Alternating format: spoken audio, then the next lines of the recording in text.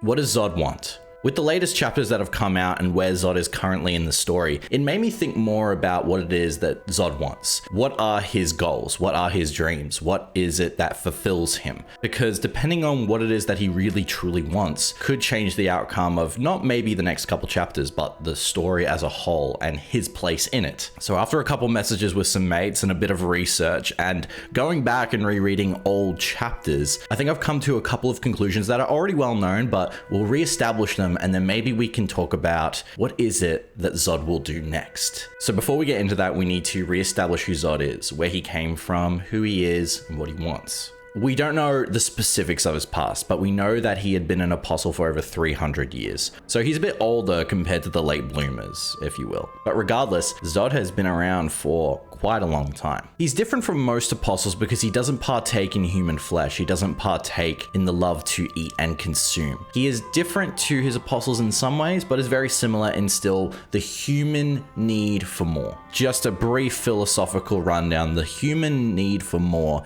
is the idea that humans can never be fulfilled so long as there is more to consume. That include wealth, entertainment, power, physical items, you name it. Anything that humans consume, there can always be more of it, and humans will always want more. Becoming an apostle essentially highlights the worst of humanity because most apostles obviously used to be human. The difference that Zodd has is that he's unlike most in that he doesn't consume human flesh and meat. The only thing that he wants more than anything else is a fight that will make him feel alive again. After 300 years of being an apostle and fighting for many different factions, whoever just pay him more or whichever ones offer the greatest challenge, over his years of fighting, Zodd has been given the moniker of Nosferatu Zodd or Zodd the Immortal, mostly due to the fact that people hear about him and are sure if he's real or not due to how long he's been around. Throughout his years of killing, Zodd has had interactions with many different kinds of people. One most notably is the infamous and mysterious Skull Knight. Zodd doesn't particularly call him by name, but does know a lot about his past and probably knew him when he was still almost human. Zodd also notes that he remembers the berserker armor and asks Skull Knight if he intends to have Guts follow down this road. So clearly Zodd has a lot of knowledge and history of who Skull Knight used to be before he became what he is today, and contended with him on many different occasions, as he is the only one that Zodd sees as someone who can actually fight him one-on-one. Despite contending with Skull Knight, Zodd is loyal to the God Hand. He doesn't interfere in their will, but besides that, he just goes from battlefield to battlefield, trying to find the one who is ultimately the strongest, that can, possibly give him the battle that he's been wanting all his life. The only closest he came was, of course, Guts, who was the first human to wound him in over 300 years of being an apostle. We continue on later to the Eclipse, where Griffith and Guts are inside the junction, and it's Skull Knight who tries to get inside. And we learn a little bit about Zodd, in fact, that he's actually not guarding the temporal junction. He's there just waiting for Skull Knight because he knew he was going to be there. He's not partaking in the festival because he doesn't see the need for consumption of human flesh. He doesn't see the joy in it. He doesn't see the fun and slaughtering humans for its own benefit. He sees the joy in true conflict, true adversary. He relishes in the joy to fight someone who's almost as strong as he is. Think Goku, but he is a demonic entity that's been living for 300 years that truly wants to fight the strongest and brutally murder them or be murdered by them.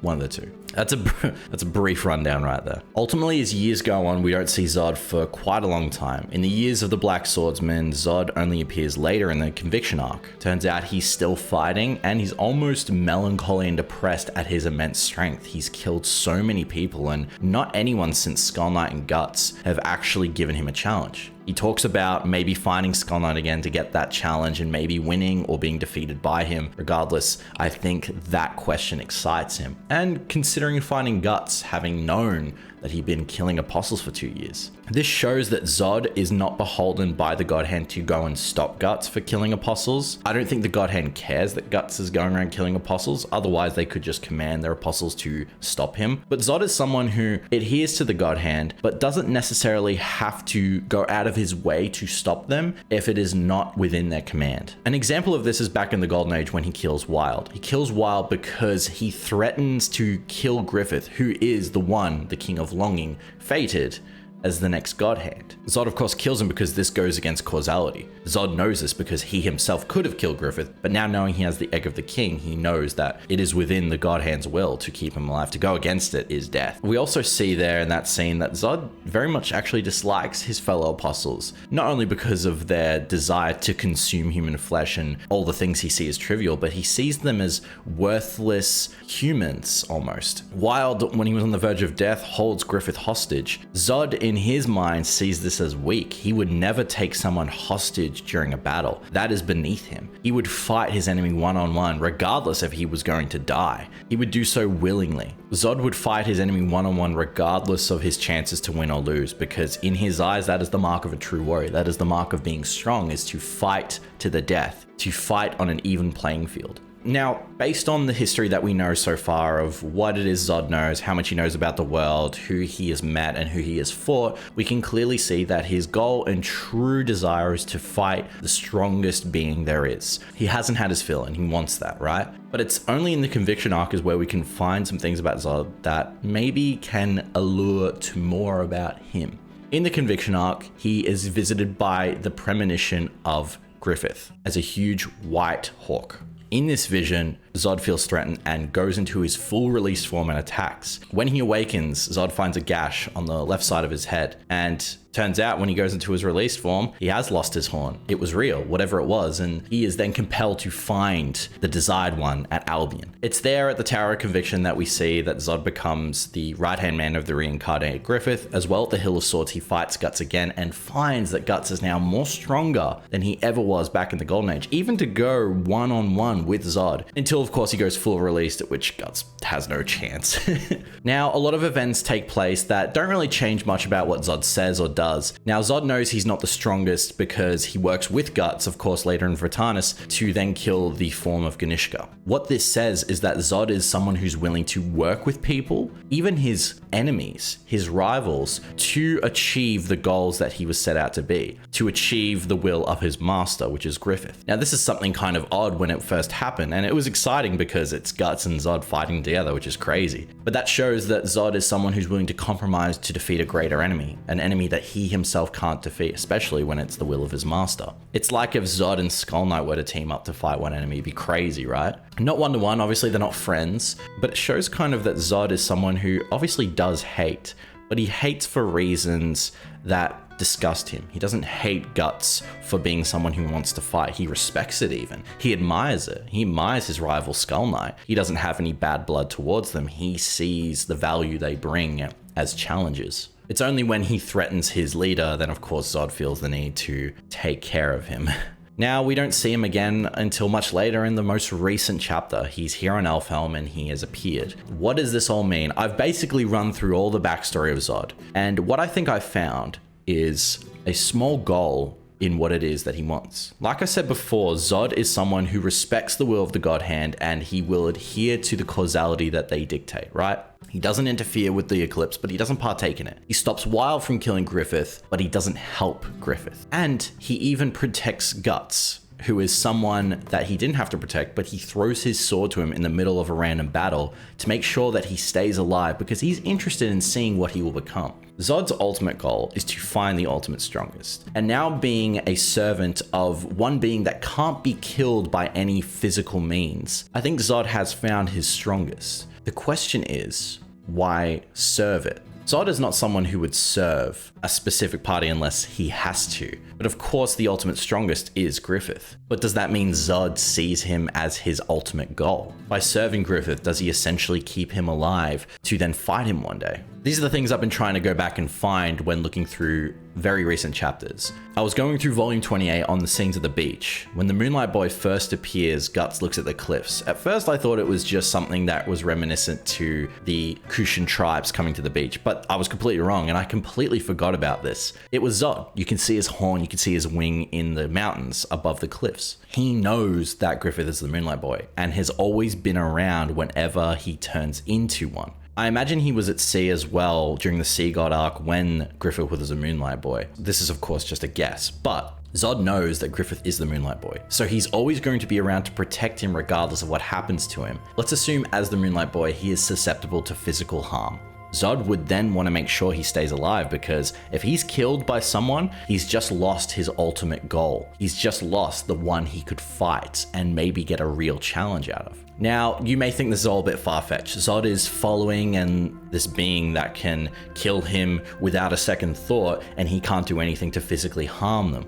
This is something that I think that would excite Zodd. Having to fight an enemy that he has no way of defeating is something that would truly excite him. And it's not like he has any love for the God Hand. He doesn't care about the Eclipse, he doesn't care about their desires. He has his own goals, and he has his own dream, and that dream is to fight the strongest. And if it's Griffith, well, your only best bet is to hang around until something happens. If he knows that the Moonlight Boy is something that can weaken Griffith, then he'd probably want to be around to see if that would happen. He has sworn to protect his master, but what if he's also just wanting to make sure that his true goal isn't destroyed by anyone else but him? Now that Zodd's on Elfhelm, he's going to fight Guts again. This will be the third time they've ever fought. And I think it might be a bit more of an even playing field. He's already in his released form, and Guts has the berserker armor.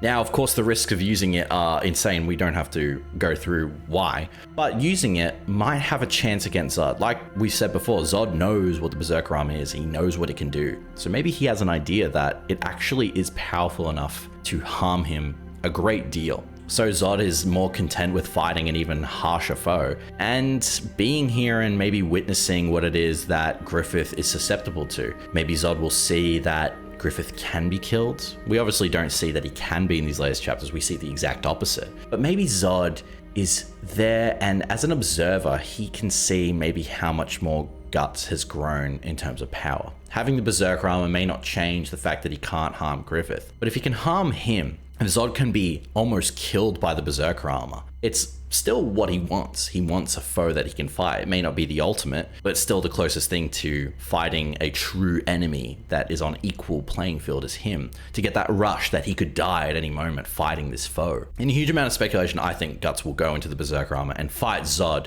with everything he's got. And this will be something that Zodd can see in where maybe in these circumstances Griffith does get wounded. Maybe not in these next couple chapters, but something will happen to where Zodd sees the potential of Griffith being defeated, to which Zodd might have to decide, what do I do with this information? I've seen that my master, the one true person that wounded me, took away one of my horns, could kill me in a vision, could kill me at any time, can actually be wounded. What do I do with this? Do I go to the Skull Knight? Do I go to Guts? Do I fight him on my own? Now knowing the abilities that can be used to defeat Griffith, or at least harm him, I think Zodd would relish in the idea of knowing that I could fight Griffith and kill him. The strongest being on this planet, who only exists outside of causality, and me existing within it. Zodd respects the will of the God Hand and causality, but he's done things he didn't have to do. He gave a sword to Guts to see if he could get stronger, to see if he could be a worthy opponent one day, and that excites him.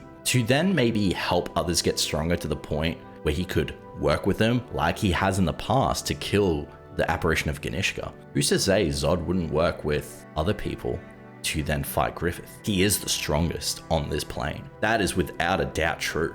How do you kill and fight something that can't be touched? That's something that I think Zodd would love to fight. And I think he's stronger than most of the other apostles. Maybe that's debatable. Of course, some people think that maybe Grunbel could hold his own against Zodd, but Zodd has been fighting for a long time. And he is like the ultimate beast swordsman. He could probably kill most of the apostles that are close to Griffith, and maybe they put up a challenge, but I think Zodd, unlike a lot of other apostles who have been consuming flesh and been relishing in other kinds of activities, Zodd has done nothing but fight. He sees no other joy than to just fight. So it wouldn't surprise me that he'd be able to take down a bunch of other apostles in the reborn Band of the Hawk. I think it's very possible. It's very likely. To sum it up, Zodd is always going to go after what it is that he desires, to get his fill and fight the strongest being there is. And in my eyes, the strongest being is the one he serves. So while he is the servant, who's to say that will be the case in the next arc, in the next couple volumes? I think Zodd is someone who will always take the chance to fight someone stronger, to fight someone who he respects, even follows, more than he would fight an enemy that is way weaker than him. I think it's quite possible. Not anytime soon, but it's possible. I think Zodd, while he is a loyal servant, he is still an apostle with a desire, and that desire is to fight. But let me know what you guys think. I think this is something that definitely could happen. Maybe it's another hot take, baseless theory that you guys are coming here for, but you know what? I think it might be something more. Of course, take this with a grain of salt, just a bit of theory after some research. I gotta say, rereading some old chapters with Zodd, I've forgotten so much that has happened with Zodd. There's so many scenes I've actually forgotten he was in, which is kind of crazy. So I might need to reread everything again. But let me know what you guys think. Do you think maybe this has a bit of truth to it? Do you think Zodd actually has this desire to fight Griffith? Do you think maybe he is loyal to the end? He would never in a single instance fight Griffith, even if he was susceptible to damage or wounding. I'd love to know what you think. Please let me know. Any lore masters, please call me up. Did I miss anything that you think would prove this theory more? Or do you think maybe I'm smoking a bit of the... Actually, Zodd loves Griffith very much, so he wouldn't do that. Thank you for watching. If you made it this far in the video, I really appreciate it. You should probably give a subscribe, hit bell. Zodd would love a big hit bell. He would hit bell because hit belling is the strongest and hardest thing to do. And like the video. It'd be really cool. It'd help me out. Anyways, guys, thanks for watching. My name's Mugen. As always, have a good one.